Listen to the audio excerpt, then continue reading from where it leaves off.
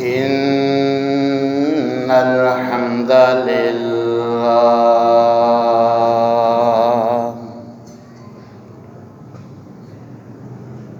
نحمده ونستعينه ونستغفره ونعوذ بالله من شرور أنفسنا ومن سيئات أعمالنا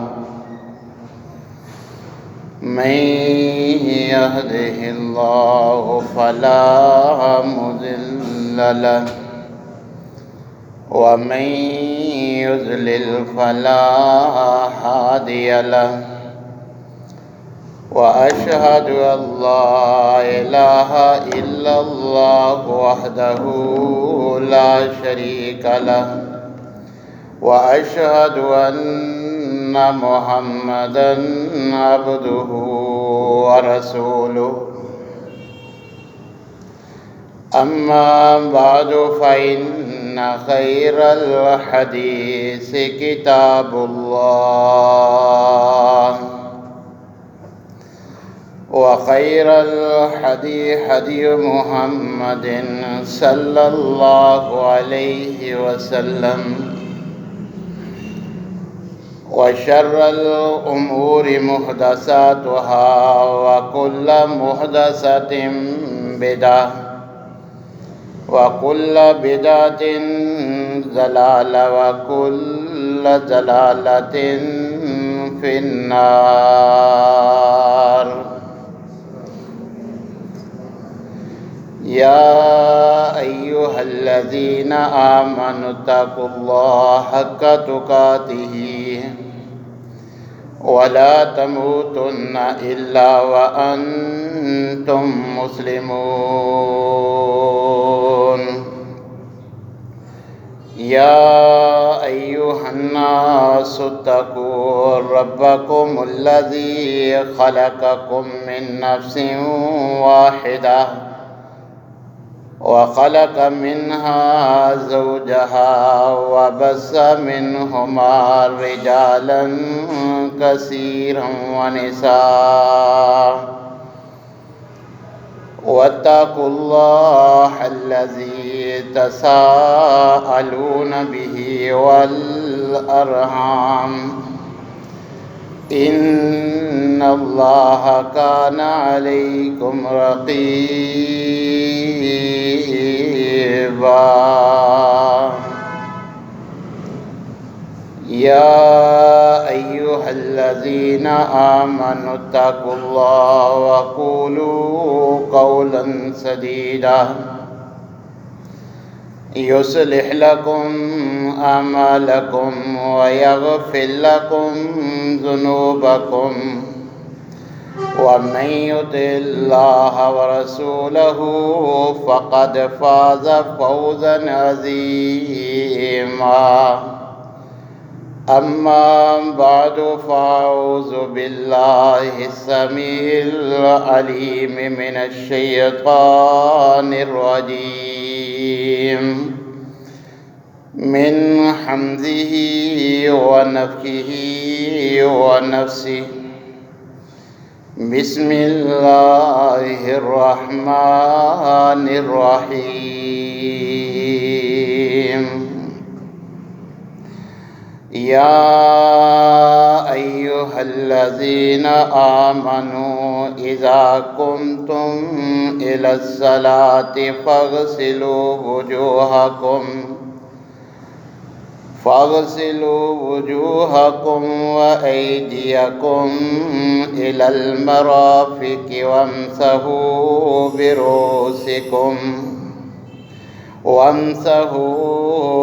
برؤوسكم وأرجلكم إلى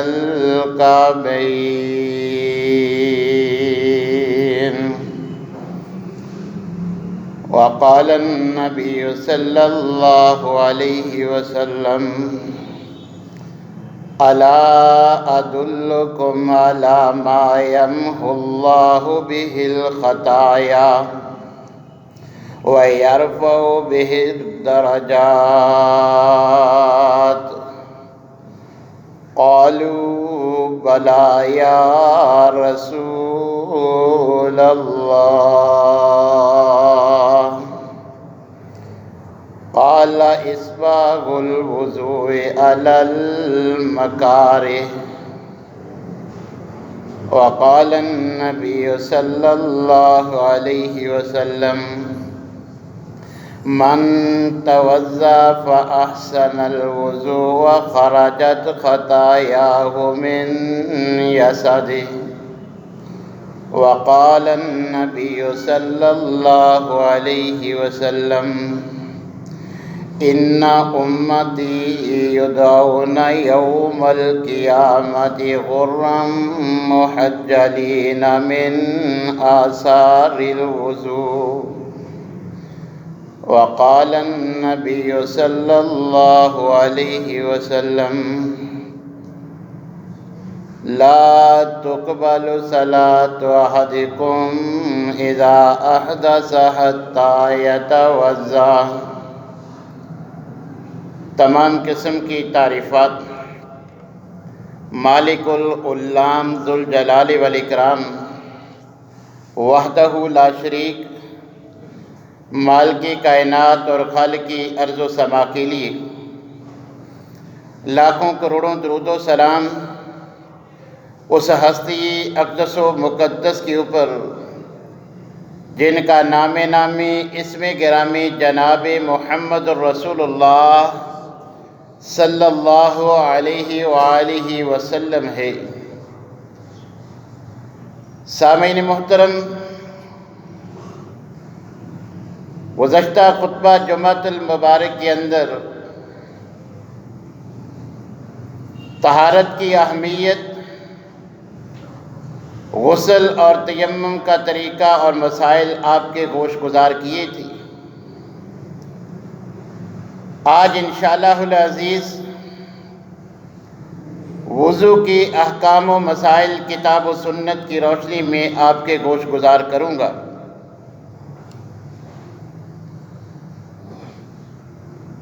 اللہ احکم الحاکمین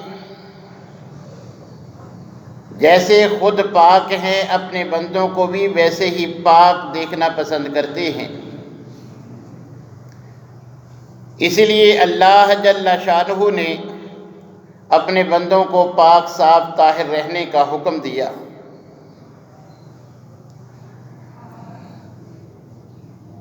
عبادت کے لیے تو اللہ تبارک و تعالیٰ نے پاکیزگی کو فرض قرار دیا کہ نماز پڑھنی ہے، عبادت کرنی ہے، اس سے قبل یہ لازمی شرائط میں سے ہے کہ جگہ بھی پاک ہو، عبادت کرنے والے کا جسم بھی پاک ہو اور لباس بھی پاک ہو۔ اگر یہ چیزیں پاک ہیں تو پھر تو عبادت قبول ہے، ورنہ اللہ احکم الحاکمین ایسی عبادت کو قبول نہیں کرتے جو پاکی کی حالت میں نہ کی جائے۔ یہی وجہ ہے کہ نبی کریم علیہ السلام نے واضح طور پہ فرما دیا کہ لا تقبل صلاۃ احدکم اذا احدث حتی یتوضا، کہ تم میں سے کوئی بے وضو ہو جائے تو اس کی نماز اللہ تبارک و تعالیٰ اس وقت تک قبول نہیں فرمائیں گے جب تک وہ باوضو ہو کے نماز ادا نہ کرے۔ اور وضو کا نہ صرف عبادت کے لیے لازمی شرط ہے بلکہ اس کا ہمیں دنیاوی اور دینی بھی فائدہ ہے۔ دنیاوی لحاظ سے بھی انسان پاک اور صاف رہتا ہے، اور اس کے ساتھ ساتھ بہت ساری روحانی مشکلات سے بھی انسان محض اس لیے بچ جاتا ہے کہ وہ پاکی کے حالت میں رہنے کی عادت بنا لیتا ہے۔ آج بہت سارے افراد جو جن شیاطین کے پریشان کرنے کا وبیلہ کرتے نظر آتے ہیں، حالانکہ جس انسان کی عادت یہ بن جائے کہ وہ ہمیشہ باوضو رہے تو اسے یہ کوئی نقصان نہیں پہنچا سکتے۔ لہذا جن شیاطین سے بچنے کا ایک اہم ذریعہ یہ ہے کہ انسان ہمیشہ باوضو رہنے کی عادت بنا لے، اور اگر رات کو اس کا اہتمام کر لیا جائے کہ سونے سے قبل اگر وضو کر لیا جائے تو اللہ احکم الحاکمین ایک فرشتے کو گارڈ کے طور پہ حفاظت کے لیے مقرر فرما دیتے ہیں۔ تو اس لیے ہمیں اس کا خوب اہتمام کرنا چاہیے۔ نبی کریم علیہ الصلوۃ والسلام کی خواہش تھی کہ میرا امتی مجھ پہ ایمان رکھنے والا جب بھی وضو کرے وہ وضو سے پہلے مسواک ضرور کرے، اور اپنی خواہش کا اظہار نبی کریم علیہ الصلوۃ والسلام نے ان الفاظ میں فرمایا کہ لولا ان اشق علی امتی لامرتهم بالسواک، اگر امتیوں پر مشقت نہ ہوتی تو میری محمد الرسول اللہ صلی اللہ علیہ وسلم کی خواہش تھی کہ ان کو حکم دے دیتا کہ وہ ہر نماز کے ساتھ یا ہر نماز کے لیے وضو کرتے وقت مسواک ضرور کرے، مگر نبی کریم علیہ الصلوۃ والسلام رحمت بنا کر بھیجے گئے تھے، رحمت کا معاملہ اپناتے ہوئے کہ میرے امتیوں کو مسواک کی تلاش کرنے میں فراہم کرنے میں بڑی مشکلات پیش آئیں گی، اس لیے خواہش تھی مگر حکم نہیں دیا۔ اور خود نبی کریم علیہ الصلوۃ والسلام کا اسوہ یہ تھا کہ کثرت کے ساتھ مسواک کرتے تھے، کہ اپنے مسوڑے چھل جانے کا خدشے کا آپ نے اظہار فرمایا۔ آپ کی زوجہ محترمہ ہماری اماں جان حضرت عائشہ رضی اللہ تعالیٰ عنہ فرماتی ہیں کہ جب بھی آپ گھر میں داخل ہوتے مسواک کرتے ہوئے داخل ہوتے، اور زندگی کا آخری عمل جو نبی کریم علیہ الصلوۃ والسلام نے کیا وہ مسواک ہی ہے، کہ جب کیفیت ایسی ہے کہ دانتوں سے مسواک چبانے کی سکت نہیں ہے، پھر بھی آپ نے مسواک کرنے کا ارادہ ظاہر کیا تو حضرت عائشہ رضی اللہ تعالیٰ عنہ اپنے بھائی سے مسواک لے کر خود چبا کر نبی صلی اللہ علیہ وسلم کو دیتی ہے، اور نبی کریم علیہ الصلوۃ والسلام روزے کی حالت میں بھی کثرت کے ساتھ مسواک کیا کرتے تھے۔ اور مسواک صرف سنت ہی نہیں، آپ کی خواہش ہی نہیں کہ میرا ہر امتی ہر وضو کے ساتھ یہ کام کرے، اس کے دو مین فوائد بھی نبی کریم علیہ الصلوۃ والسلام نے بیان فرمائے ہیں۔ ام المومنین حضرت عائشہ رضی اللہ تعالیٰ عنہ فرماتی ہیں کہ مسواک کرنے کے دو فائدے ہیں۔ السواک مطہرۃ للفم، ایک تو اس سے منہ کی صفائی ہوتی ہے، بہت ساری جسمانی بیماریوں سے انسان بچ جاتا ہے، اور دوسرے نمبر پہ فرمایا ومرضات للرب، ہم جس کو ہلکا سمجھتے ہیں یہ معمولی سا کام اللہ تبارک و تعالیٰ اپنے بندے کے اسی فعل سے راضی ہو جاتے ہیں، کہ اس سے منہ کی صفائی بھی ہوتی ہے، مسواک والی سنت اپنانے والے سے اللہ راضی ہو جاتے ہیں، یہ اللہ کی رضا کا ذریعہ ہے۔ کس قدر آسان ہے اللہ کو راضی کرنا، مگر ہم کیا سمجھتے ہیں جو چیز سنت ہے فرض نہیں ہے اس پہ عمل نہ کرنے کا کون سا گناہ ہے؟ ہم تو اس کو اہمیت دیتے ہیں جو کام فرض ہو، جس کے بارے میں ہمیں علم ہو جائے یہ سنت ہے، ہم سمجھتے اس سے تو جان ہی چھوٹ گئی، حالانکہ اس معمولی سے عمل سے اللہ تبارک و تعالیٰ بندے سے راضی ہو جاتی ہے۔ یہ اللہ کی رضا کا ایک اہم ذریعہ تھا جس میں آج میں اور آپ حد درجہ کے سستی کا مظاہرہ کرتے ہیں۔ تو وضو سے پہلے نبی کریم علیہ الصلوۃ والسلام کی خواہش تھی کہ ہر وضو کرنے والا وضو سے ساتھ مسواک ضرور کرے، لہذا ہمیں اس کا اہتمام کرنا چاہیے۔ اور نبی کریم علیہ الصلوۃ والسلام کا وضو کا مسنون طریقہ کیا تھا؟ آج ہم تو اس کی چندہ پرواہ نہیں کرتے، حالانکہ یہ بھاگ بھاگ کے کام کرنے والا نہیں ہے، جلد بازی میں کرنے والا عمل نہیں ہے، انتہائی احتیاط کے ساتھ کرنے والا عمل ہے، کیونکہ اگر اس میں بے احتیاطی برتی گئی نہ صرف نماز نہیں ہوگی، سارا وقت ضائع جائے گا۔ اس کے ساتھ ساتھ اگر ہم سستی کا مظاہرہ کرتے ہیں، جس عضو کو دھونا تھا اس کی کوئی جگہ خشک رہ جاتی ہے تو یہ عذاب جہنم کا بھی باعث ہے۔ نبی کریم علیہ الصلوۃ والسلام نے فرمایا ویل للعقاب من النار، ایک صحابی کی ایڑی کو خشک دیکھ کر آپ نے فرمایا کہ وضو کو اہمیت دو، بڑے احتیاط کے ساتھ وضو کیا کرو، یاد رکھو خشک ایڑیوں والوں کے لیے جہنم کی آگ کا عذاب ہے۔ ایک نبی کریم علیہ الصلوۃ والسلام کا صحابی وضو کر کے جا رہا ہے، آپ نے دیکھا کہ اس کے جو اعضاء دھوئے جاتے ہیں ان میں سے کسی عضو میں تھوڑا سا حصہ خشک ہے، تو آپ اسے بلاتے ہیں، حکم دیتے ہیں، فرمایا ارجع فاحسن وضوءک، لوٹ جاؤ اور دوبارہ اچھی طرح وضو کرو۔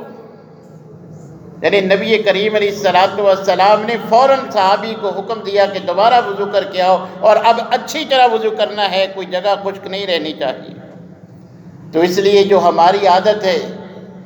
کہ گھر بیٹھے وقت دیکھتے رہتے ہیں، ابھی جماعت میں اتنا وقت ہے، جب وقت ختم ہو جاتا ہے، جماعت کا آغاز ہو جاتا ہے، وہ بھاگتے ہوئے آتے ہیں، جلدی جلدی وضو کر کے ساتھ شامل ہو جاتے ہیں، یہ طریقہ درست نہیں ہے۔ اور یاد رکھیے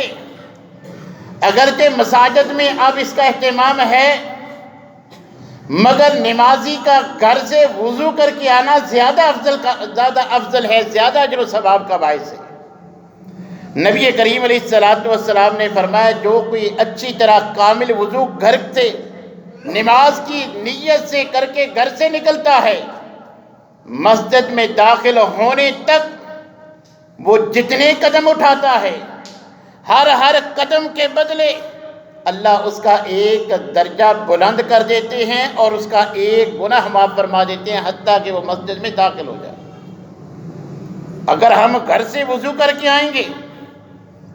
تو ہر قدم پہ گناہ بھی معاف ہوگا، ایک درجہ بھی بلند ہوگا۔ اور دوسری روایت میں نبی کریم علیہ الصلوۃ والسلام نے فرمایا جو گھر سے باوضو ہو کے نماز کے لیے نکلتا ہے، اللہ کے نزدیک وہ ایسے ہی ہے جیسے حاجی نے احرام باندھ کے حج اور عمرے کی نیت سے تلبیہ پکار دیا ہو، جیسے وہ اس کا ہر لمحہ عبادت میں ہے، اس کو اجر و ثواب اللہ تعالیٰ فرماتے ہیں۔ باوضو ہو کے نماز کے لیے جو گھر سے نکلتا ہے وہ بھی محرم کی فضیلت کو پا لیتا ہے۔ لہذا ہمیں کوشش کرنی چاہیے کہ گھر میں ابھی وقت ہے تو اچھی طرح وضو کر لیتے ہیں، اچھی طرح باوضو ہو کے نماز کی ادائیگی کے لیے مسجد میں آنا چاہیے۔ اور نبی کریم علیہ الصلوۃ والسلام نے فرمایا لا وضوء لمن لم یذکر اسم اللہ علیہ، کہ یاد رکھو جو وضو سے پہلے اللہ کا نام نہیں لیتا، بسم اللہ نہیں پڑھتا، اس کا کوئی وضو نہیں۔ نبی کریم علیہ الصلوۃ والسلام سے وضو سے پہلے بسم اللہ کے الفاظ ثابت ہیں، لہذا ہمیں مسنون کے الفاظ کہہ کر وضو کا آغاز کرنا چاہیے، بسم اللہ ضرور پڑھنی چاہیے۔ نبی صلی اللہ علیہ وسلم نے فرمایا جو بسم اللہ نہیں پڑھتا اس کا وضو نہیں ہوتا۔ ہاں یہ اللہ کی رحمت ہے کہ جو بھول گئے اللہ تبارک و تعالیٰ بھول چوک اپنے بندوں کی معاف فرما دیتے ہیں، مگر جو ہماری حالت ہے گپوں میں موبائل پہ لگے ہوتے ہیں، یہ طریقہ درست نہیں ہے۔ وضو کے آغاز سے پہلے بسم اللہ پڑھیں، پھر وضو کا آغاز کریں۔ اور یاد رکھیے وضو کے جو اعضاء دھوئے جاتے ہیں ان کو اگر ایک ایک مرتبہ دھو لیا جائے، یہ بھی نبی کریم علیہ السلام کی سنت ہے۔ عبداللہ بن عباس رضی اللہ تعالیٰ عنہ فرماتے ہیں توضأ نبی مرتن مرتن، نبی صلی اللہ علیہ وسلم نے وضو کیا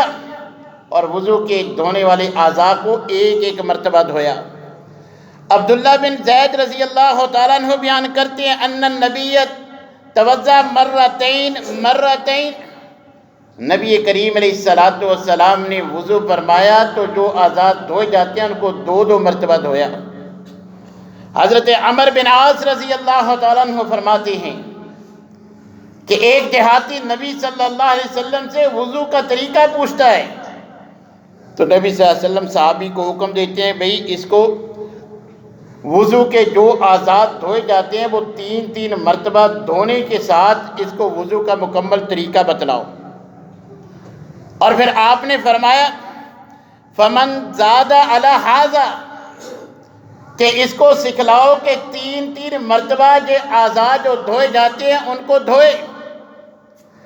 لیکن یاد رکھو جو اس سے زیادہ مرتبہ دھوئے گا فقد اساء وتعدى وظلم، اس نے نافرمانی کی، اس نے حد سے تجاوز کیا، اس نے ظلم کیا۔ کسی عضو کو زیادہ سے زیادہ 3 مرتبہ دھویا جا سکتا ہے، 3 سے زائد مرتبہ نبی صلی اللہ علیہ وسلم کی نافرمانی ہے۔ دوسری روایت میں آپ نے فرمایا کہ اس نے ابو القاسم کی یعنی میری محمد صلی اللہ علیہ وسلم کی مخالفت کی ہے۔ ہاں اگر آپ کام کاج کرتے ہوئے نماز کے لیے آتے ہیں، آپ سمجھتے ہیں کہ ہاتھ 3 بار دھونے سے ہاتھ صاف نہیں ہوں گے تو آپ وضو کا آغاز نہ کریں، پہلے اچھی طرح ہاتھ صاف کر لیں۔ جب آپ وضو سے پہلے ہاتھ صاف کریں گے آپ کو 10 مرتبہ بھی دھونے پڑیں آپ دھو لیں، پہلے اچھی طرح ہاتھوں کی یا پاؤں کی یا جو اعضاء آپ سمجھتے ہیں جہاں 3 مرتبہ سے زائد مرتبہ دھونے کی حاجت ہے آپ وضو کے آغاز سے پہلے اس کو اچھی طرح صاف کر لیں، اس کے بعد وضو کا آغاز کریں۔ اور وضو سے پہلے بسم اللہ ضرور پڑھیں، اس کی جو ہے وہ بھولنے کی عادت ہمیں ترک کر دینی چاہیے۔ بسم اللہ کے بعد دونوں ہاتھ اچھی طرح دھوئیں، انگلیوں کا خلال کریں، اگر کوئی انگوٹھی رنگ وغیرہ پہنی ہوئی ہے تو اس کو حرکت دے کے جگہ تبدیل کر کے اس کے نیچے بھی پانی پہنچانا چاہیے۔ اگر نیچے پانی کوئی جگہ خشک رہے گی پانی نہ پہنچ سکا تو وضو نہیں ہوگا۔ اسی طرح خواتین کے اگر ناخنوں پہ نیل پالش لگی ہوئی ہے کیونکہ اس کی تہ جمی ہوتی ہے نیچے پانی نہیں پہنچتا، اس کو پہلے اتارنا پڑے گا تب وضو درست ہوگا۔ اچھی طرح دونوں ہاتھوں کو دھویا جائے، انگلیوں کا خلال کیا جائے، یہ یقین کے ساتھ کہ انگلیوں کے درمیان بھی کوئی جگہ خشک نہیں ہے۔ اس کے بعد کلی کی جائے گی اور ناک میں پانی چڑھایا جائے گا۔ نبی کریم علیہ السلام سے یہ دونوں کام اکٹھے بھی ثابت ہیں کہ ایک ہی مرتبہ پانی لے کے آدھے کے ساتھ کلی آدھے کے ساتھ ناک صاف کر لیا، اور الگ الگ بھی حدیث موجود ہے، الگ الگ بھی ثابت ہیں۔ جیسے آپ کو زیادہ جو ہے وہ آسانی ہے آپ ویسے جو ہے وہ کلی کریں گے، 3 مرتبہ پانی منہ میں گھمائیں گے، انگلی کے ساتھ اچھی طرح جو ہے وہ دانتوں کی صفائی کریں گے اور اس کے بعد ناک کی اچھی طرح صفائی کریں گے۔ آج آپ سمجھتے ہیں سردیوں کا موسم ہے، نزلے زکام کا جو ہے وہ موسم ہے، اگر نبی کریم علیہ السلام کی اس سنت پہ عمل کیا جائے تو یہ ناک کی یہ فلو کی بہت ساری بیماریاں اسی سے ختم ہو جاتی ہیں، مگر جب ہم اس میں سستی کا مظاہرہ کرتے ہیں تو ہمیں یہ دنیاوی بیماریوں کا سامنا کرنا پڑتا ہے۔ اور اس کے بعد اچھی طرح پورا منہ دھونا ہے، اور سنت کی اللہ نے توفیق دی ہے تو داڑھی کا بھی اچھی طرح خلال کرنا ہے۔ پھر دونوں بازوؤں کو کوہنیوں سمیت، زیادہ تر سستی جو ہے وہ کونی کے ساتھ ہوتی ہے کہ ہم توجہ نہیں کرتے، اگر کوئی ایسی ہم نے جرسی سویٹر کوئی ایسی جو ہے وہ جیکٹ وغیرہ پہنی ہوئی ہے جس سے اندیشہ ہے کہ کونی اچھی طرح دھوئے نہیں جا سکتی، تو آپ اس کو اتار کے اچھی طرح وضو کریں، مکمل کونی، اور اگر اس سے زائد ہو جائے یہ بھی بہتر ہے، کیونکہ نبی کریم علیہ السلام نے جب یہ بات بیان فرمائی کہ ان امتی یدعون یوم القیامہ غر محجلین من آثار الوضوء، کہ کل قیامت کے دن نمازی جو نماز کے لیے وضو کریں گے اللہ ان کو اسپیشل پروٹوکول کا اس انداز میں اہتمام فرمائیں گے کہ میرے امتیوں کے جو وضو کے اعضاء ہیں وہ چمک رہے ہوں گے۔ تو حضرت ابو ہریرہ رضی اللہ تعالیٰ عنہ مکمل بازو دھو لیا کرتے تھے، پاؤں کا بھی ٹخنے سے زائد حصہ دھو لیا کرتے تھے، تاکہ کل قیامت کے دن زیادہ سے زیادہ حصہ جو ہے وہ چمکتا ہوا نظر آئے۔ تو اگر زیادہ دھو لیں تو یہ زیادہ بہتر ہے، مگر اس بات کا ضرور اہتمام کرنا چاہیے کہ کہنی سمیت ہے، کہنی تک نہیں، اچھی طرح کہنی تک جو ہے وہ پانی لگنا چاہیے، اگر تھوڑی جگہ خشک رہے گی تو وضو نہیں ہوگا۔ اور پھر سر کا مسح، نبی کریم علیہ السلام کا مسنون طریقہ مکمل سر کا مسح ہے، دونوں ہاتھوں کے ساتھ پیشانی سے جہاں بالوں کا آغاز ہوتا ہے، جہاں سے شروع کر کے پیچھے گدی تک جہاں بال ختم ہوتے ہیں دونوں ہاتھوں کے ساتھ، پھر جہاں تک بال ختم ہوتے ہیں وہاں سے پھر اسی طرح یہ دونوں ہاتھ واپس لا کے جہاں سے شروع کیا تھا وہاں تک لانا، یہ نبی کریم علیہ السلام کی سنت ہے، ساری انگلیوں کے ساتھ آغاز سے شروع کر کے اختتام تک، پھر اسی طرح دونوں ہاتھوں کو واپس وہیں تک لا کے جہاں سے اس کا آغاز کیا تھا، یہ نبی صلی اللہ علیہ وسلم کے مسح کا، سر کے مسح کا طریقہ ہے۔ اور اس کے بعد کانوں کا مسح ہے، دونوں شہادت کی انگلیوں سے کان کے اندر والے حصے کی اور انگوٹھوں کے ساتھ باہر والے حصے کا، اس میں بھی خیال رکھنا چاہیے کہ باہر سے بھی اندر سے بھی کوئی جگہ خشک نہ رہے، انگلی سب پہ پھر جائے۔ اگر ہم سنت کو احسن انداز میں ادا کریں گے، جیسے کلی کرنے سے بہت سارے دانتوں کے ذرات سے جسمانی بیماریوں سے انسان محفوظ رہتا ہے، ناک میں اچھی طرح استنشاق سے وہ فلو نزلے زکام سے محفوظ رہتا ہے، اسی طرح اگر کانوں کی اچھی طرح صفائی کریں گے تو کان کی بھی بہت ساری بیماریوں سے انسان جو ہے وہ محفوظ رہتا ہے۔ پھر اچھی طرح ٹخنوں سمیت دونوں پاؤں دھوئے جائے، اور بائیں ہاتھ کی سب سے چھوٹی انگلی کے ساتھ انگلیوں کا کھلال کیا جائے، تاکہ کوئی پاؤں کی جگہ ایسی نہ ہو کہ جہاں تک تری یا پانی نہ پہنچا ہو۔ اگر کوئی جگہ خشک رہے گی، کیونکہ انگلیاں آپس میں ملی ہوتی ہیں، بالخصوص سردیوں میں جرابیں پہننے کی وجہ سے اور زیادہ سردی کی وجہ سے مل جاتی ہیں، اگر آپ جلدی جلدی وضو کریں گے تو انگلیوں میں پانی نہیں جائے گا، جگہ خشک رہے گی، وضو نہیں ہوگا۔ سردی میں آپ نے وضو بھی کیا، نماز بھی پڑھی، مگر اگر آپ احتیاط نہیں کرتے تو ساری محنت ضائع ہے، رائے گاں ہے۔ اس طرح احسن انداز میں وضو کرنا ہے۔ اور اس کے بعد نبی کریم علیہ السلام کی سنت ہے کہ شرمگاہ پہ چھینٹے مار لیے جائیں، کہ انسان احتیاط تو کرتا ہے مگر پھر بھی ممکن ہے اس شک کو دور کرنے کی وجہ سے کہ کہیں کوئی قطرہ نہ نکل گیا ہو، تو اس شک کو دور کرنے کے لیے نبی صلی اللہ علیہ وسلم کی سنت ہے کہ شرمگاہ پہ جو ہے وہ چھینٹے مار لیے جائیں۔ تو اس انداز میں نبی کریم علیہ السلام کے طریقے کے مطابق ہی ہمیں وضو کرنا چاہیے۔ اور اس کے بعد مسنون دعائیں، بعض احباب آسمان کی طرف دیکھتے ہیں، شہادت کی انگلی اٹھاتی ہیں، یہ دونوں کام نبی صلی اللہ علیہ وسلم اور صحابہ سے ثابت نہیں ہے۔ اسی طرح گردن کا مسح، یہ بھی نبی صلی اللہ علیہ وسلم سے ثابت نہیں ہے۔ آغاز وضو میں کوئی نیت کرنا یا الگ الگ اعضاء دھوتے ہوئے کوئی نیت کے الفاظ بولنا، یہ نبی صلی اللہ علیہ وسلم اور صحابہ سے ثابت نہیں ہے۔ لہذا یہ جو کام نبی صلی اللہ علیہ وسلم اور صحابہ سے ثابت نہیں ہے، ہمیں یہ چھوڑ دینے چاہیے۔ جو آپ کا اسوہ ہے، آپ کو اسی لیے بھیجا گیا ہے کہ ہم آپ کی کما حق و سنت کے مطابق عمل کریں۔ لَقَدْ كَانَ لَكُمْ فِي رَسُولِ اللَّهِ أُسْوَةٌ حَسَنَةٌ کا یہی تقاضا ہے۔ لہذا نبی کریم علیہ السلام سے جو دعا کے الفاظ ثابت ہے وہ ہمیں یاد کر کے ان دعاؤں کو ضرور پڑھنا چاہیے۔ آسمان کی طرف دیکھنا، انگلی اٹھانا تو ثابت نہیں، مگر اس دعا کی بڑی اہمیت ہے جو نبی صلی اللہ علیہ وسلم پڑھا کرتے تھے، دونوں شہادتین کا، اللہ کی توحید کا اور آپ کی رسالت کا اقرار، اشہد ان لا الہ الا اللہ وحدہ لا شریک لہ، کہ اللہ تیرا کوئی شریک نہیں، اس کی شہادت دینا، اور اس کے ساتھ واشہد ان محمد عبدہ و رسولہ، اس بات کی گواہی دینا کہ محمد صلی اللہ علیہ وسلم اللہ تیرے بندے اور رسول ہیں۔ اللہ تبارک و تعالیٰ کو یہ جملہ، یہ دعا اس قدر پسند ہے، نبی صلی اللہ علیہ وسلم نے فرمایا جو وضو کے بعد یہ دعا پڑھتا ہے اللہ جنت کے اس کے لیے 8 دروازے کھول دیتے ہیں۔ اسی طرح ایک دوسری دعا، سبحانک اللہم و بحمدک اشہد ان لا الہ الا انت استغفرک و اتوب الیک، یہ بھی دعا صحیح سند سے ثابت ہے۔ اللہم اجعلنی من التوابین واجعلنی من المتطہرین، جامع ترمذی کی روایت میں یہ بھی ثابت ہے۔ ممکن ہو ساری پڑھ لیں، یا کم از کم پہلی دعا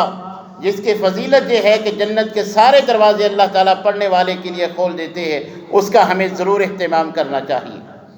سامعین محترم، یہ وضو جس کو ہم ہلکا سمجھتے ہیں، اس کی اس قدر اہمیت ہے۔ نماز تو وضو کے بغیر یا وضو میں کسی عضو کے خشک ہونے پر نہیں ہوگی، یہ تو نقصان ہے ہی، مگر اگر ہم اچھی طرح وضو کریں گے تو نبی کریم علیہ السلام نے فرمایا من توضأ فاحسن الوضوء، جو وضو کرتا ہے اور اچھے انداز میں وضو کرتا ہے، احسن طریقے سے سنت کو مد نظر رکھتے ہوئے، خرجت خطایاہ من جسدی، صحیح مسلم کے الفاظ، اللہ تبارک و تعالیٰ جن اعضاء کو دھوتا ہے ان سے سرزد ہونے والے سارے صغیرہ گناہ وضو کرنے سے معاف کر دیتے ہیں۔ حتیٰ کہ حدیث میں موجود ہے ناخنوں کے نیچے سے بھی اللہ تبارک و تعالیٰ جو ہاتھوں سے گناہ ہوتی ہیں، جو زبان سے غیبت چغلی وغیرہ ہوتی ہے، یا جو پاؤں چل کے گناہ کی طرف لے کے جاتے ہیں، یہ سارے اعضاء دھونے سے،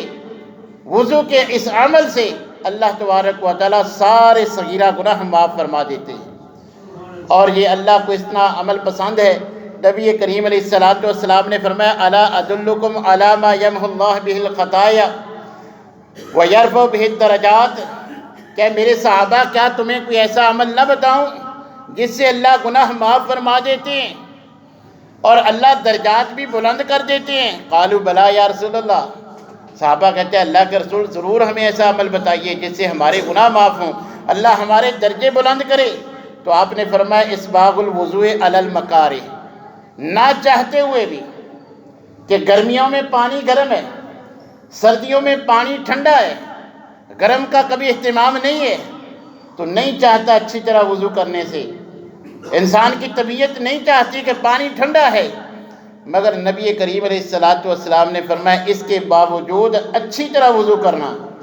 ایک کی بجائے 2 مرتبہ اعضاء کو دھو کے 3 مرتبہ دھو کے وضو کرنا۔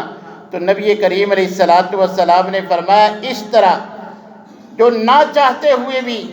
اچھی طرح وضو کرے گا، اس عمل سے اللہ اس کے گناہ بھی معاف فرما دیں گے، اس کے درجات بھی بلند کر دیں گے۔